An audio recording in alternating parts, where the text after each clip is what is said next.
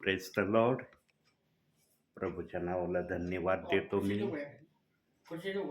नाही, प्रभूच्या नावाला मी धन्यवाद देतो की देवबाप्पाने ही सुंदरशी वेळ दिलेली आहे. आणि पहिली प्रार्थना तर या घरात ज्या दिवशी उद्घाटन झालं त्या दिवशी देवाच्या चांगल्यातल्या चांगल्या सेवकांनी संदेश देऊन या घराला आशीर्वादित केलेलं आहे. परंतु आता या घराला देवबाप सतत आशीर्वादित करणार आहे. केवळ एक प्रार्थनेच्या द्वारे देवबाप या घराला, या जागेला आशीर्वादित ठेवण्याच्या इच्छेमध्ये नाही. या घराला देवबाप्पाला जेव्हा वाटेल तेव्हा ब्रदरांच्या द्वारे, सिस्टरांच्या द्वारे, सेवकांच्या द्वारे देवबाप या जागेला, या घराला आशीर्वाद देणार आहे. आता देवबाप कशा प्रकारे कोणाकडून कसा आशीर्वाद देईल हे मी सांगू शकत नाही, पण या घराला देवबाप सतत आणि सतत आशीर्वादामध्ये ठेवणार आहे. कारण हे देवाकडून तुम्हाला मिळालेलं तुमच्या प्रार्थनेचं, तुमच्या श्रमाचं, तुम्ही जे काही दान धर्म प्रभूच्या नावाने केला त्याचं हे प्रतिफळ आहे. प्रियांनो, देवबाप्पाने सांगितलंय, काढूया एक वचन आपण. दुसरे करंथीकराचं दुसरं पत्र 8वा अध्याय 9वं वचन.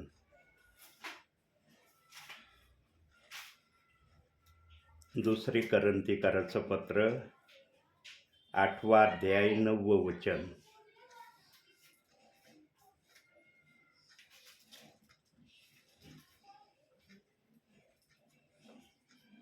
आपल्या प्रभू श्री कृष्णाची कृपा तुम्हाला माहीत आहे. तो धनवान असता तुम्हा करिता दरिद्र झाला, यासाठी की त्याच्या दारिद्र्याने तुम्ही धनवान व्हावे. पाहिलं, त्याच्या दारिद्र्याने आम्हाला त्याने धनवान या पृथ्वीवर थोडं का वाईन करण्याचे त्याने सतत आमच्यासाठी प्रयास केलेला आहे. प्रियांनो, ज्याने मनोभावे आत्म्याने खरेपणाने देवबाप्पाला उंच केले ना, मग 30 पटीमध्ये, 60 पटीमध्ये, 100 पटीमध्ये, या 3 प्रकारच्या गोष्टी आहेत देवबाप्पाला उंच करण्याच्या. ज्याने ज्या प्रकारे देवबाप्पाला उंच केलंय त्यांना त्या प्रकारचं गिफ्ट इथंच दिलं जाणार आहे. तुमच्यासाठी तुम्ही ज्या प्रकारे देवबाप्पाला उंच केलं त्याचा आशीर्वाद तुम्ही स्वतः अनुभवता.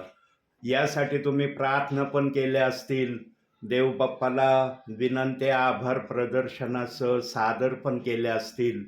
प्रियांनो, आमचा देव आपल्या विश्वासणाऱ्यांच्या प्रार्थना ऐकल्याशिवाय राहत नाही. फक्त आमच्या प्रार्थनेमध्ये अविश्वास नसला पाहिजे. जिथं अविश्वास आहे ना, तिथं देवबाप काही कार्य करत नाही. बघा, आता अविश्वास आला म्हणून एक वचन बघूया आपण. मत्तैकृत शुभवर्तमान 13वा अध्याय 58वं वचन. बघा काय लिहिलंय त्या ठिकाणी. मत्तैकृत शुभवर्तमान 13वा अध्याय 58वं वचन.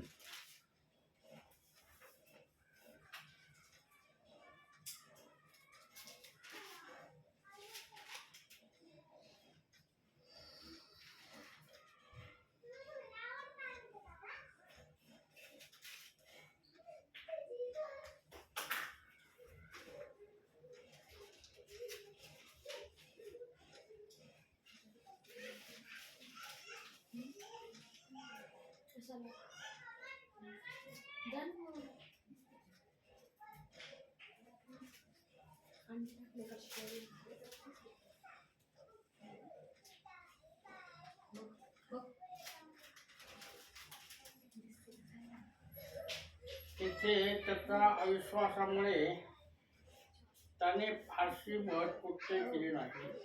तेथे त्याने त्यांच्या अविश्वासामुळे फार महत्कृत्य केली नाही.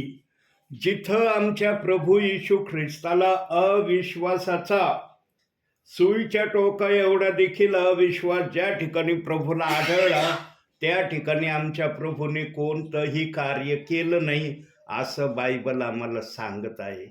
प्रियांनो, आमच्या प्रार्थना देखील किंतु परंतुच्या नसल्या पाहिजे. अरे, मी देवबाप्पाला तर मागत आहे, देवबाप मला देईल का? देवबाप्पाला देणं आवडेल का? देवबाप देण्याच्या इच्छेमध्ये आहे का? हे प्रश्न आमच्या मनामध्ये कधी कधी आम्ही अशी एखादी गोष्ट देवबाप्पाला मागतो, त्यावेळेला आमच्या मनामध्ये अशा गोष्टी आल्याशिवाय राहत नाही. कधीच प्रियांनो, प्रार्थना करत असताना अविश्वास आपल्या मनामध्ये येऊ द्यायचा नाही. आणि जर आपली बुद्धी आपल्याला सांगण्याचे प्रयत्न करेल ना, त्यावेळेस आपल्या डोक्यातल्या बुद्धीला देखील येशू ख्रिस्ताच्या नावाने दाटवायचं. प्रियांनो, तिला देखील येशू ख्रिस्ताच्या नावाने पॉझिटिव्ह विचार करण्यासाठी तू रेडी राहा. निगेटिव्ह विचार तुझ्यामध्ये येता कामा नये, यासाठी आम्ही प्रभूला विनवणी केली पाहिजे. प्रियांनो, आम्हाला सर्व गोष्टीची मागणी करण्याचा देवबाप्पाने खुलेआम अधिकार दिलेला आहे. काही जण काही गोष्टी मागण्यासाठी म्हणतात, हे का मागायसाठी का देवबाप्पाला? हे सांगण्यासारखं आहे का देवबाप्पाला? देवबाप्पाला हर गोष्ट सांगण्याचा आम्हाला त्याने अधिकार दिलाय. म्हणून त्याने एक वचन ठेवलेलं आहे. पाहूया आपण मत्तेकृत शुभवर्तमान 7वा अध्याय 5वं वचन बघा.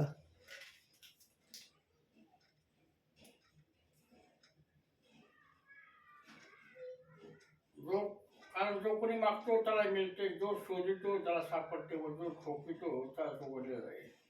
आणि 7वं बघ वाचा. मागा म्हणजे तुम्हाला दिले जाईल, शोधा म्हणजे तुम्हाला सापडेल, ठोका म्हणजे तुम्हाला उघडले जाईल. बघा, पहिला शब्द दिलाय 7व्या अध्यायाच्या 7व्याच वचनामध्ये, मागा म्हणजे मिळेल. तिथं सांगितलंय का ठराविकच गोष्ट मागा, बाकीच्या गोष्टी मागण्याचा तुम्हाला अधिकार नाही? तिथं मागा म्हणजे काही मागा तुम्ही. सुईच्या टोका एवढी जरी तुमची समस्या असली, तिला सुद्धा मागण्याचा देवबाप्पाने आम्हाला अधिकार दिलाय. शंका आमच्या मनामध्ये कुठंही आम्ही आणू नये, असं ते वचन आम्हाला सांगत आहे. आम्ही जर विश्वासाने मागितलं, विश्वासाने शोधलं, विश्वासाने ठोकलं, तर आम्हाला ते आमच्यासाठी सर्व प्रक्रिया केल्या जातील, जसं त्या वचनात सांगण्यात आलेलं आहे. प्रियांनो, अंतिम समयामध्ये आत्तापर्यंत देवबाप्पाकडून आम्ही आमची हर एक इच्छा देवबाप्पाकडून पूर्ण करून घेण्याचा आम्ही सतत प्रयत्न केलाय ना? म्हणता येईल का की नाही केला आम्ही? मग तो प्रयत्न छोटा असू द्या, मोठा असू द्या, शारीरिक असू द्या, आत्मिक असू द्या, आम्ही देवबाप्पाला मागून आमची गरज पूर्ण करण्याचा सतत आणि सतत प्रयत्न केलाय. नवीन वर्ष लागलंय ना? लागले नवीन वर्ष. नवीन वर्षाची आज 13 तारीख आहे. नवीन वर्षामध्ये काही देवबाप्पाकडे ठेवलं का नाही विषय? काही देवबाप्पाला सरप्राईज गिफ्ट देण्यासारखं काही देवबाप्पाला मागितलं का नवीन वर्षामध्ये? की देवबाप तुमच्या मागण्याने सरप्राईज होईल, आश्चर्यचकित होईल, असं काही देवबाप्पा समोर ठेवलं नवीन वर्षामध्ये, पहिल्या प्रार्थनेमध्ये? किंवा आता आज 13 तारीख आलेली आहे, 13 तारखेच्या आतमध्ये एखादी अशी विनंती की ज्या विनंतीला ऐकून देवबाप सरप्राईज होईल, असं काही देवबाप्पाकडं तुम्ही प्रार्थनेमध्ये सादर केलंय? प्रियांनो, नवीन वर्षामध्ये सर्वात मोठं गिफ्ट आहे ना, देवबाप्पाला जर देण्याची तुमची इच्छा असेल ना, तर एक गिफ्ट तुम्ही देऊ शकता. आणि ते गिफ्ट देवबाप तुमच्याकडून मागत पण आहे. बघा, एखादा सेवक आत्म्याच्या प्रेरणेने येतो आणि देवाच्या मनामध्ये काय आपल्याकडून घेण्याची अपेक्षा आहे ते सांगतो. होतं का माहिती मी येणार आहे? मला देखील माहिती नव्हतं की मी येणार आहे म्हणून.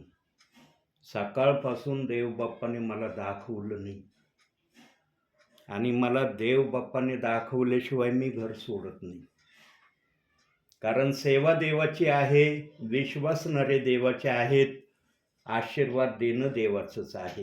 माझं काम आहे फक्त गुलाम जसा असतो ना, गुलामाला सांगितलं जातं हे कर ते कर, गुलाम निमूटपणे ते करतो, त्या प्रकारे मी प्रभूसमोर एक गुलाम आहे. पण प्रियांनो, या गुलामाला देवबाप अशा गोष्टी दाखवतो, असे विचार देवबाप या गुलामाला कळवतो की जे ऐकल्यानंतर तुम्ही क्षणभर का होईना मनामध्ये विचार करून म्हणता, खरोखर नवीन वर्षामध्ये आम्ही हे देवबाप्पाकडे मागितलं नाही. तुम्ही तुमच्या विनंत्या सांगितल्या असतील, त्या शारीरिक असतील, आत्मिक असतील, सगळ्या गोष्टी तुम्ही देवबाप्पाला जशा पण तुम्हाला सांगणं शक्य होईल तसं तुम्ही सांगितलं असेल. पण एक विनंती तुमच्या मुखातून निघली का, जे आता शब्द प्रभू बोलणार आहे माझ्या मुखातून, तुम्ही ही विनंती प्रभूला केली का? देवबाप्पा, 2026 मध्ये, किमान या 2026 मध्ये तरी, आतापर्यंत कित्येक वर्ष निघून गेले, पण या 2026 मध्ये तरी असं काहीतरी या वर्षामध्ये होऊ दे की जेणेकरून तू ते पाहून आनंदित होशील. ही प्रार्थना केली का?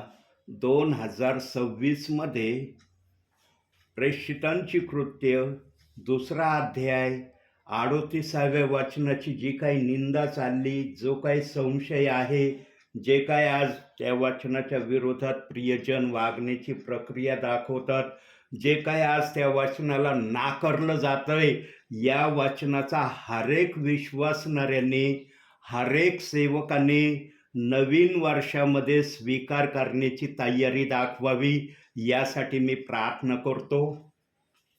केली मध्यस्थी देवबाप्पाला नवीन वर्षामध्ये की 2026 मध्ये तुझ्या वचनाला जे काही दोष लावण्याची प्रक्रिया वर्षानुवर्ष चालली, ती प्रक्रिया थांबण्याचं हे वर्ष देवबाप्पा तू कर. एखाद्या तरी विश्वासणाऱ्याला, एखाद्या तरी सेवकाला या प्रकारे देवबाप्पाला आश्चर्य, सरप्राईज देणारा शब्द सेवकाने, विश्वासणाऱ्याने नवीन वर्षामध्ये, किंवा आज 13 तारीख आलेली आहे, या 13 तारखेपर्यंत हा शब्द देवबाप्पाकडे सादर केला का? की हे वर्ष तुझ्या वचनाला दोष लावण्याचं, बंद होण्याचं हो. आम्हाला आत्मिक हे दे, शारीरिक हे दे, आम्ही देवबाप्पाला मागितलं असेल आणि देवबाप देतो पण आम्हाला. देवबाप म्हणत नाही मागतो तर मी देत नाही, पण प्रभू आपल्या इच्छेने देतो. ज्याने जसं प्रभूसाठी केलंय त्या प्रकारे तो प्रत्येकाला दिल्याशिवाय राहत नाही. पण प्रियांनो, 2026 मध्ये देवबाप्पाच्या पवित्र शास्त्राला, जे देवबाप्पाने पूर्णपणे पवित्र शास्त्र या नावाने आमच्या हातात सादर केलंय, त्या शास्त्रातल्या एका वचनाला काही विश्वासणाऱ्यांनी, काही सेवकांनी तांदळातल्या खड्यासारखं बाजूला काढून आजही ठेवलं आहे. कसं वाटत असेल देवबाप्पाच्या आत्म्याला? आम्ही मान्य करतो नाही पवित्र शास्त्र आत्म्याने लिहिलंय. मग जर हे आत्म्याने शास्त्र लिहिलंय, मग देवाचा आत्मा पवित्र शास्त्रात एखादं वचन गलत ठेवील का? की जे मनुष्य त्याला दोष लावून देवबाप्पाकडे तक्रार करतील? प्रियांनो, देवबाप वारंवार या तक्रारीचं उत्तर निरनिराळ्या विश्वासणाऱ्यांकडून, निरनिराळ्या सेवकांकडून, प्रेषित 2:38 वचनाची जे सेवा करतात त्यांच्या माध्यमातून या पृथ्वीवर काही विश्वासणाऱ्यांना, काही सेवकांना देव बाप्पाने ही माहिती दिली, परंतु माहिती मिळूनही काही विश्वासणारे, काही सेवक आजही त्या वचनाला तसा सन्मान देण्याची प्रक्रिया आपल्या जीवनामध्ये सादर करत नाही. त्यांना भीती आहे. त्यांना विश्वासणाऱ्यांची भीती असेल, सेवकांची भीती असेल. त्यामुळं प्रियांनो, काही विश्वासणारे, काही सेवक या वचनाकड येण्यापासून माघार घेत आहेत. परंतु हृदयाच्या कोणत्या तरी कानाकोपऱ्यामध्ये या वचनाचा आदर काही विश्वासणारे, काही सेवक आजही करत आहेत, पण जाहीररित्या सांगण्याची त्यांच्यामध्ये हिम्मत येत नाही. काय हिम्मत येत नाही माहिती आहे प्रियांनो?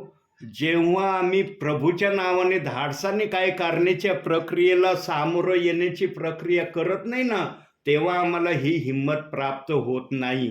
जेव्हा आम्ही पूर्ण निर्धाराने, पूर्ण धैर्याने आम्ही जर डिसिजन घेतला, मला या वचनाप्रमाणे चालायचं आहे, करायचं आहे, राहायचं आहे, बोलायचं आहे, तेव्हा प्रियांनो, पवित्र आत्मा आम्हाला सामर्थ्य पुरवतो. बघा, एक शब्द बघूया आपण. मत्तई शुभवर्तमान 10वा अध्याय 30वे वचन बघा. काय म्हणतंय ते वचन? मत्तई शुभवर्तमान 10वा अध्याय 30वे वचन.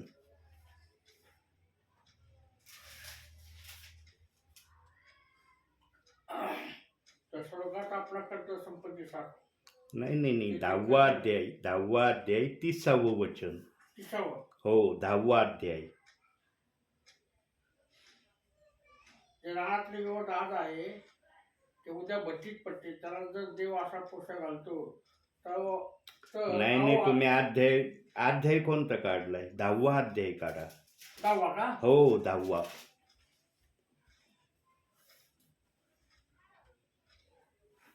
बोलणारे तुम्ही नाही तर तुमच्या बापाचा आत्मा हा तुम्हामध्ये बोलणार आहे. बोलणारे कोण आहे?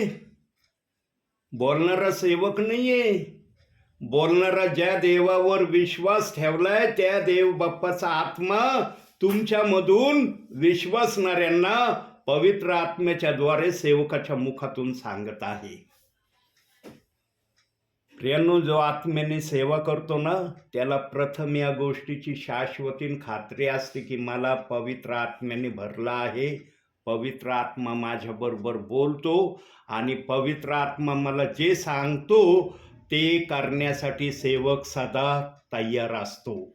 ज्यांना पवित्र आत्मा बोलत नाही, ज्यांच्याबरोबर पवित्र आत्मा नाही, त्यांची सेवा कशी आहे, ते काय करतात याची मी माहिती ठेवलेली नाही. परंतु माझ्याबरोबर देवाचा आत्मा आहे याची मला पूर्ण खात्री आहे. आज सकाळपासून मला देवबाप दाखवलं नाही. प्रार्थनेला सकाळच्या बसतानाच देवबाप मला दाखवतो, तुला आज इकडं जायचंय, तिकडं जायचंय. संध्याकाळी 4:30 पावणे 5ला मी रेडी राहिलो. म्हणलं कदाचित देवबाप मला या समयामध्ये तरी दाखवेल की माझ्या दासा तुला आज या ठिकाणी प्रेयरला जायचं आहे. परंतु देवबाप्पाने त्याही वेळेला मला दाखवलं नाही. 7 वाजत आल्या, जवळजवळ 7 वाजल्यापर्यंत मला देवबाप्पाने दाखवलं नाही. त्यानंतर मी थोडासा कन्फ्यूज झालो मनामध्ये. म्हणलं आज देवबाप कुठंच माझा उपयोग करून घेण्याच्या इच्छेमध्ये दिसत नाही. आणि मग अचानक देवबाप्पाने मला शब्द दिला आणि आठवण करून दिली, बाळा 10 तारखेला तुला जे इन्व्हिटेशन आलं होतं त्या इन्व्हिटेशनच्या ठिकाणी तू गेला होता का?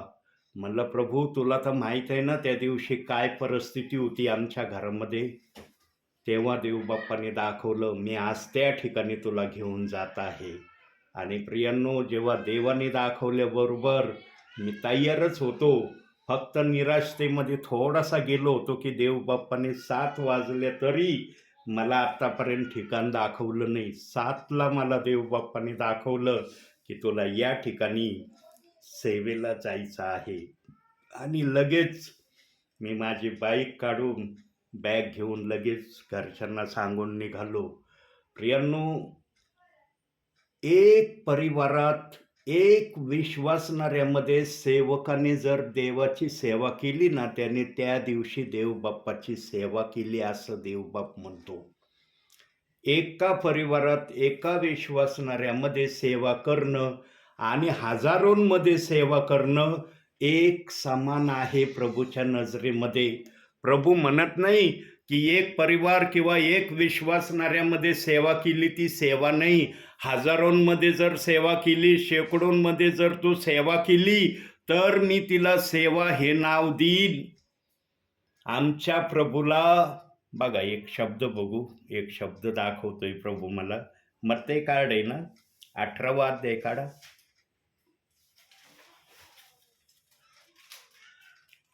14वं वचन वाचा. 18वा अध्याय 14वं वचन. तसे या लहानातील कोणाचा नाश व्हावा अशी तुमच्या सर्वातील पित्याची इच्छा नाही. या लहानातील एकाचाही नाश होऊ नये अशी तुमच्या स्वर्गातील पित्याची इच्छा नाही. म्हणून एक जणाला जरी सेवकाने वचन सांगून केली ना, तर देवाच्या नजरेमध्ये ती सेवा आहे. हजारो विश्वासणाऱ्यांमध्ये सेवकाने संदेश दिला ना, ती पण प्रभूच्या नजरेमध्ये सेवाच आहे. देवबाप आपल्या सेवेमध्ये कमी जास्तपणा ठेवत नाही.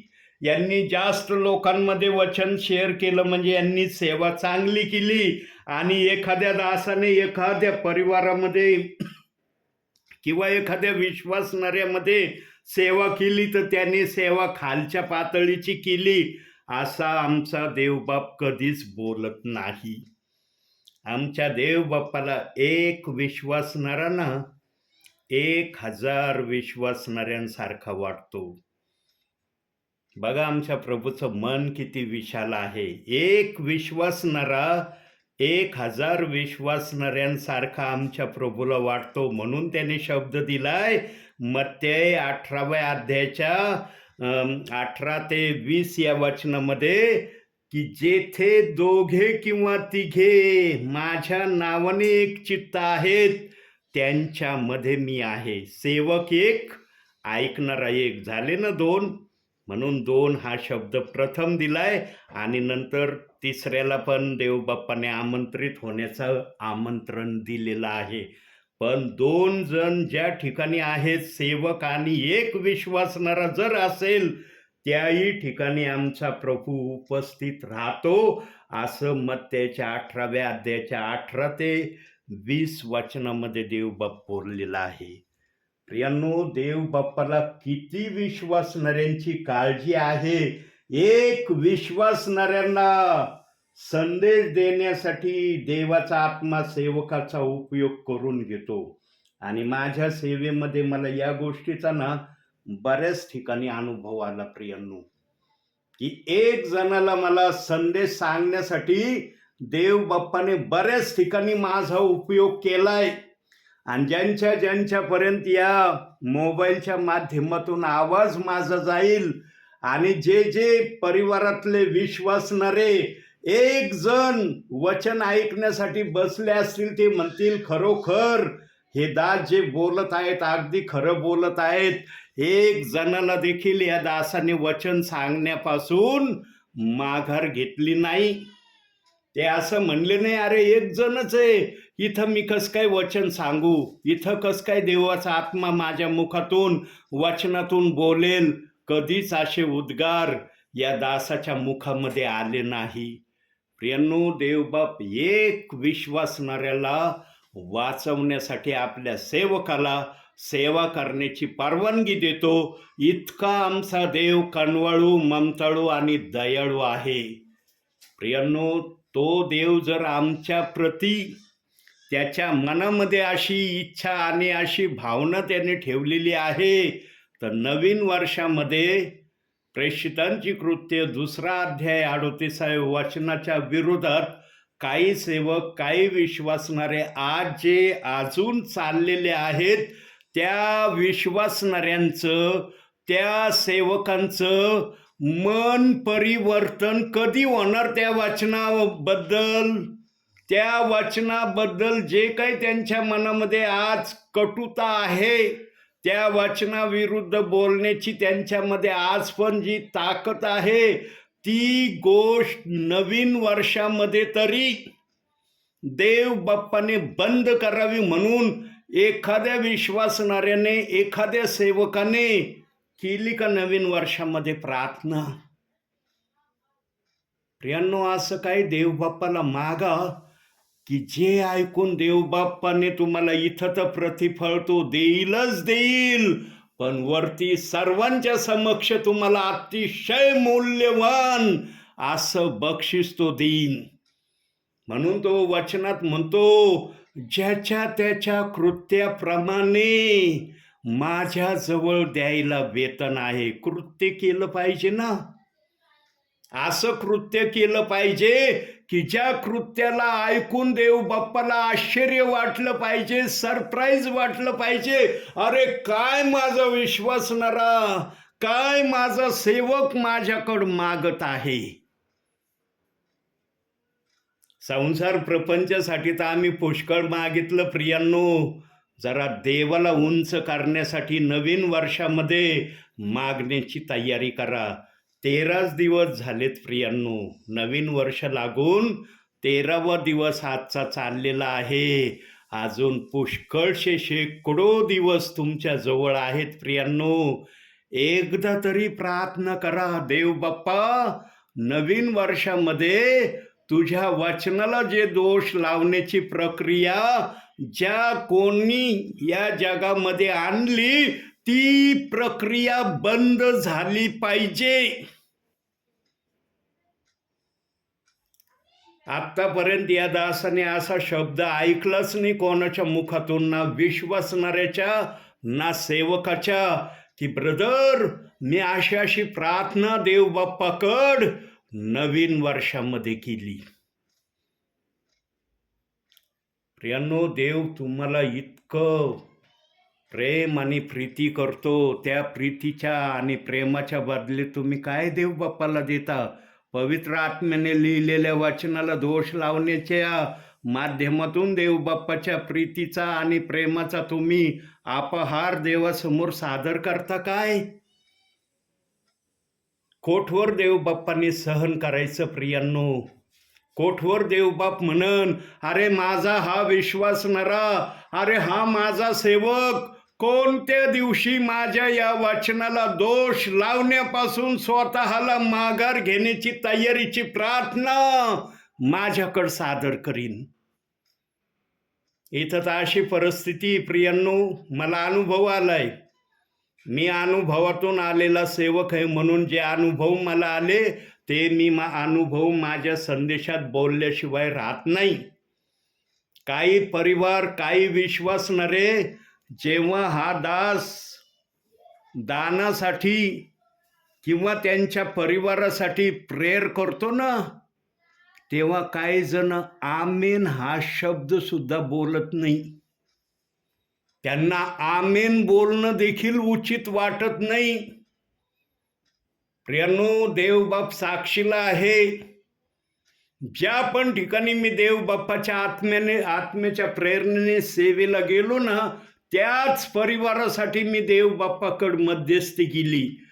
ती मध्यस्थी देवबाप्पाने मला कशी करायला सांगितली त्या प्रकारेच मी मध्यस्थी केली. पण काही परिवारांनी त्यांच्यासाठी केलेल्या मध्यस्थीला ते आमेन म्हटले नाही. सांगा प्रियांनो, एखादा सेवक जर अशी प्रेयर करतोय आणि ऐकणारे विश्वासणारे जर आमेन म्हणत नाही, तर देवबाप देईन का त्यांना? आमेन या शब्दाचा अर्थ आहे असेच हो, जे मागितलंय तेच हो. पण विश्वासणारे आमेन म्हणायला घाबरतात. हा जर सेवक स्वतःसाठीच मागत राहिला न आलेल्या परिवारासाठी काहीच मध्यस्थी जर करत नाही ना, मग जर आमेन विश्वासणारे नाही म्हटले ना, तर देव बाप्पाला कळणार अरे सेवक कशाला गेलाय तिथं, स्वतःच्या विनंत्या सादर करण्यासाठी गेलाय का ज्यांच्याकडे मी पाठवलंय त्यांच्यासाठी प्रार्थना करण्यासाठी मी पाठवलंय. त्यावेळेस विश्वासणारे जर आमेन नाही ना म्हटले तर देव बाप्पाला ते ग्राह्य होईल, कारण त्या परिवारासाठी सेवक मागत नाही, स्वतःसाठीच भरपूर देवाकडे मागतोय. त्यावेळेस जर ही प्रक्रिया विश्वासणाऱ्याने केली ना, देव बाप्पाला काही वाईट वाटणार नाही. पण जर सेवक ज्या परिवारात गेलाय त्याच परिवारासाठी जर मध्यस्थी करतोय, विनंती करतोय, देव बाप्पाला कळवळ्याच्या वाणीने मागणी करतोय आणि शेवटी जर प्रार्थनेच्या एंडिंगच्या टायमाला विश्वासणारे आमेनच म्हणत नाही, भेटन का त्यांना? प्रियांनो लक्षात ठेवा, जर आमीन तुम्ही म्हटले नाही ना सेवकाच्या प्रार्थनेला, त्याची देखील शिक्षा देव बाप्पांनी ठरवून ठेवलेली बरं का. लक्षात ठेवा, देव बाप्पा जवळ ना प्रत्येक गोष्टीचं प्रावधान आहे.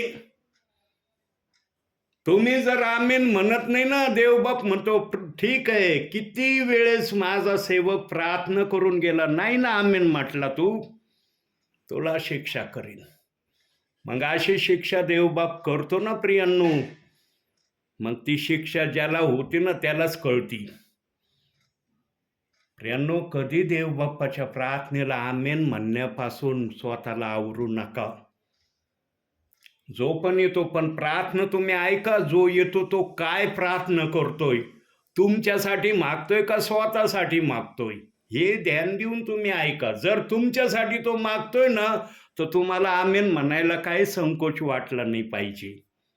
अहो सेवकाचा जेवढा आमीन मोठा नाही, इतका मोठा आमीन तुमच्या मुखातून निघला पाहिजे. आणि अशी प्रक्रिया ज्या ठिकाणी होईल ना, त्या ठिकाणच्या विश्वासणाऱ्याला सेवकाने जे काही मागितलंय प्रार्थनेमध्ये, देवबाप ते दिल्याशिवाय राहणार नाही. म्हणून प्रियांनो, नवीन वर्षामध्ये सगळ्या नवीन गोष्टी आपल्यामध्ये आणण्याची तयारी करा. जुनं आहे ना ते काढून टाकण्याची तयारी करा. नका ते ओझं घेऊन चलू जुन्या गोष्टीचं, ते ओझं टाकून द्या, नवीन गोष्टी आपल्यामध्ये परिधान करा. बघा एक शब्द बघू आपण, रोमकारस पत्र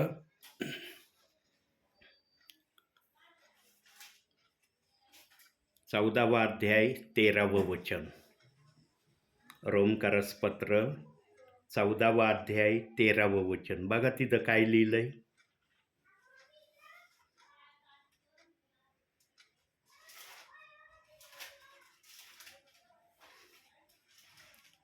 चौदावा अध्याय 13वं वचन. त्याकरिता आपण यापुढे एकमेकाला दोषी ठरवू नये, तर सर्व ठरवून टाकावे.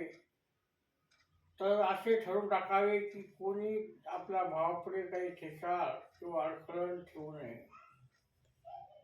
कोणतं पुस्तक काढे ते? रोमकारस 14.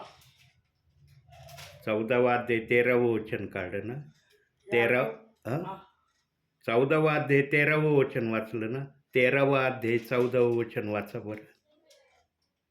13वा अध्याय 14वं वचन. तर तुम्ही प्रभू येशू ख्रिस्ताला परिधान करा आणि देह वासना तृप्त करण्यासाठी तरतूद करू नका.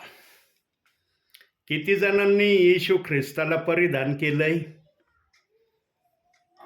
ज्याने येशू ख्रिस्ताला परिधान केलंय ना प्रियांनो, तो कधीच देव बाप्पाच्या वचनाला दोष लावणार नाही. ही त्याची सर्वात मोठी ओळख आहे. अहो येशू ख्रिस्ताला परिधान करणं साधारण आहे का?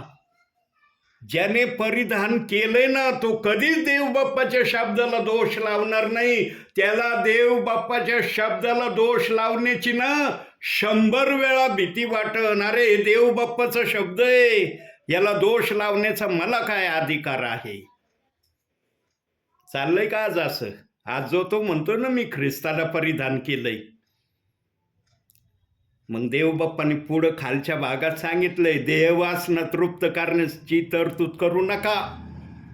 देवबापाने आपल्या मनातलं मनोगत त्या वाचनात प्रगट नाही केलं. मला परिधान केल्यावर तुम्ही दोष न लावणारे होणार.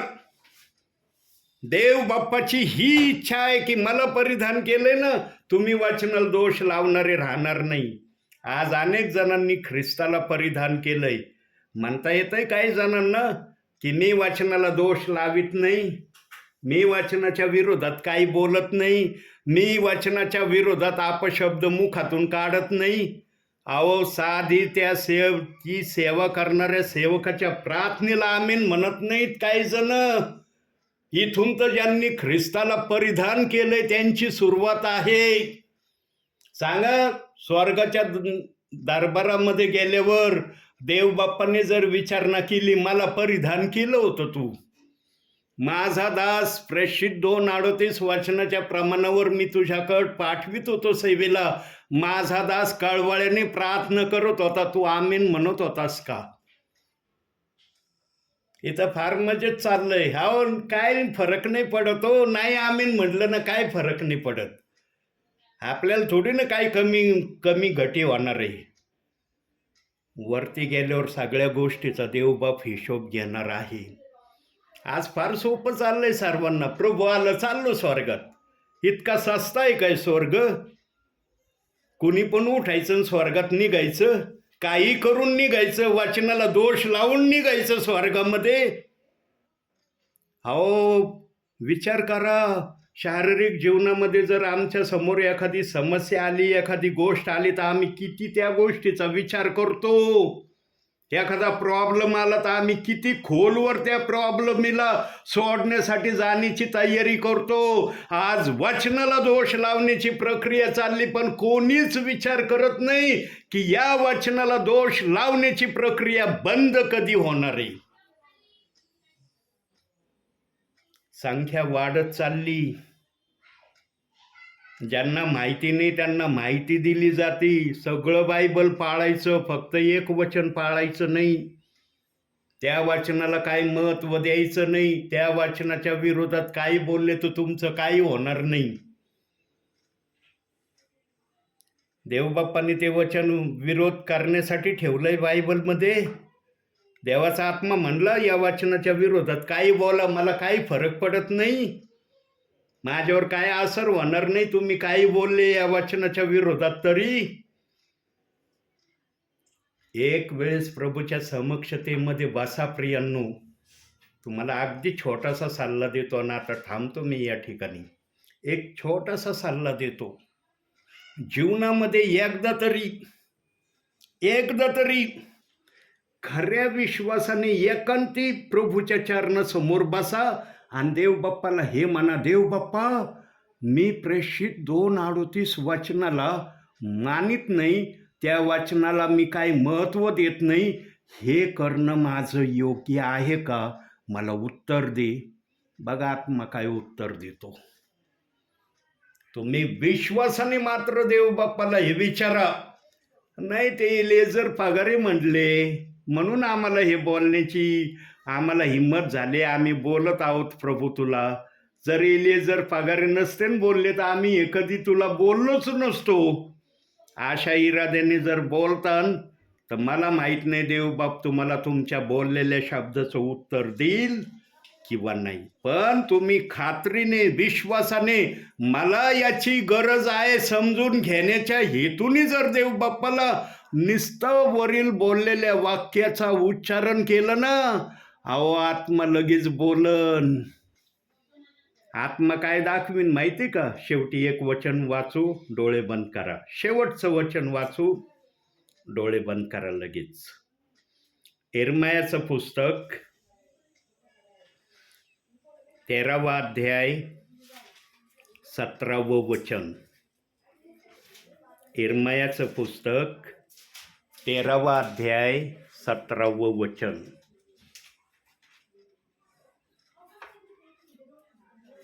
शेवटचं वचन. पण तुम्ही ऐकणार नाही तर तुमच्या गर्वामुळे माझे हृदय एकांती शोकाकुल होईल. परमेश्वराच्या कल्पाचा पाडा होतो म्हणून निर्णय. माझ्या डोळ्यातून टपटप असे गळती. देवबाप, या वचनातून तुम्हाला आणि मला समजण्याचं मन देऊ. आमेन. करा डोळे बंद.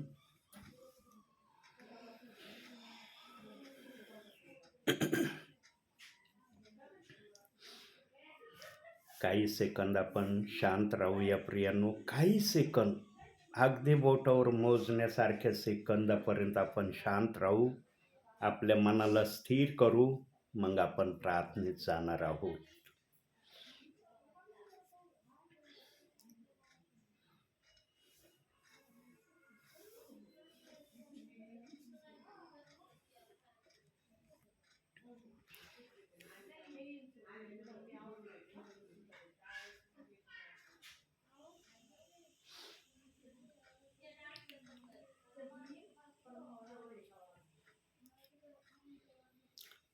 संसार की सुंदरता में यह रूप जो तेरा ही, इन चांद सितारों में है अक्ष तेरा ही. संसार की सुंदरता में यह रूप जो तेरा ही, इन चांद सितारों में है अक्ष जो तेरा ही. महिमा की तेरी बातें हम सबको बताएंगे, है यीशु महान अपना यह गीत सुनाएंगे. आवाज उठाएंगे, हम साज बजाएंगे, है यीशु महान अपना यह गीत सुनाएंगे. आवाज उठाएंगे. होय माझ्या बापा, उंच स्वराने आम्ही तुझा आवाज करतो, कारण या आवाजामध्ये सामर्थ्य आहे, या आवाजामध्ये आशीर्वाद आहे, आणि याच आवाजामध्ये स्वर्गात जाण्याची परवानगी पण आहे.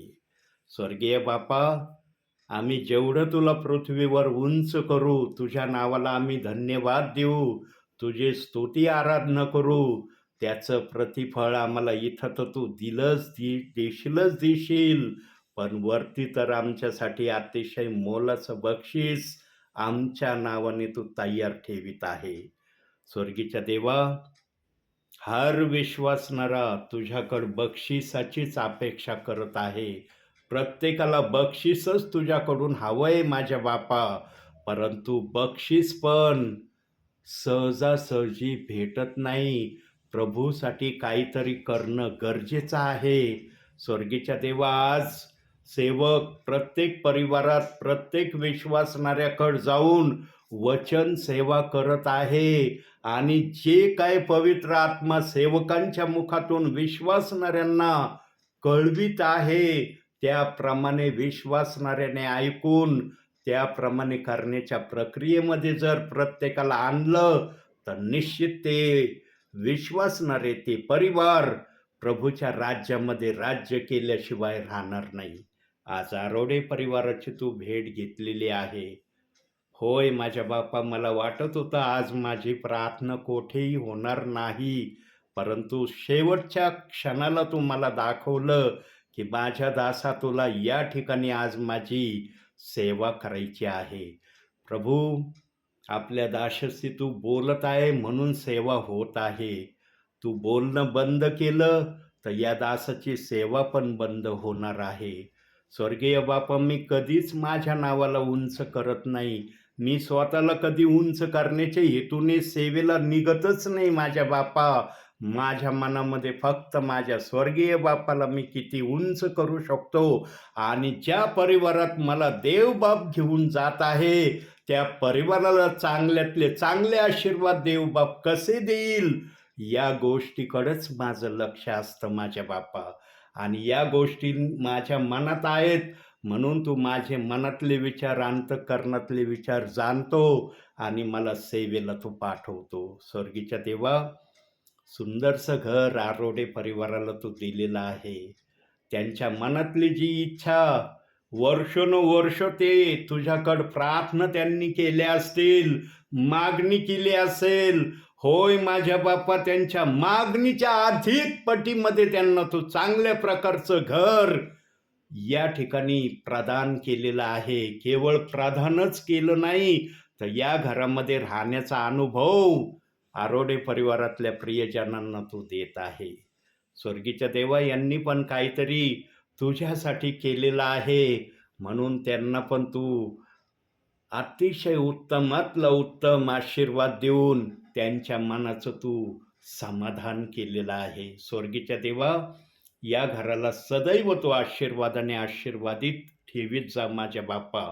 ही जागा, हे घर तुझ्या नियंत्रणामध्ये सदैव तू ठेव माझ्या बाप्पा. या परिवारातले सर्व लहानथोर प्रियजन तुझ्या कृपेच्या हातात राहू दे माझ्या बाप्पा.